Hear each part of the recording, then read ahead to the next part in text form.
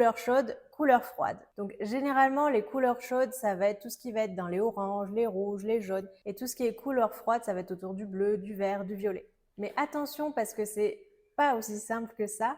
Il peut y avoir des verts chauds, des verts froids, et il peut y avoir des roses chauds ou des roses froids.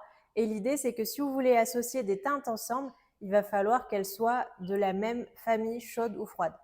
Donc prenons l'exemple du vert. Il existe des verts plutôt froids, comme ici, et des verts plutôt chauds. C'est une histoire de sous-tons en fait. On va avoir plus de nuances un peu électriques dans tout ce qui va être froid et des choses qui vont être plus chauds, donc avec des sous-tons un petit peu dans les oranges, dans les roses, dans les rouges, dans les tons chauds.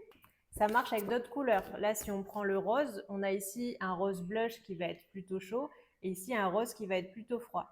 Et donc, qu'est-ce qui se passe quand on va essayer d'associer tout ça? Si je prends mon rose chaud et que je lui mets un vert froid, ça fait un petit peu bizarre, c'est pas super harmonieux. Par contre, si je lui mets un vert plutôt chaud, là ça peut très bien fonctionner parce qu'on a des sous-tons qui sont un petit peu dans la même famille. Ça marche si on prend d'autres couleurs, par exemple je reprends mon rose qui pète, là, mon rose qui est plutôt froid. Si je le mets avec un orange, c'est pas une association à laquelle on pense, mais ça peut fonctionner, qui est plutôt froid, ça marche très bien. Par contre, si je lui prends une couleur ocre, qui est dans la famille des jaunes, des orangés, là, les deux couleurs, elles sont un petit peu ternes, elles s'annulent, c'est pas génial, génial. Mais si cette couleur qui a des sous-tons chauds, je le mets avec un vert pareil qui va être plus chaud, là, vous voyez que ça se marie beaucoup mieux.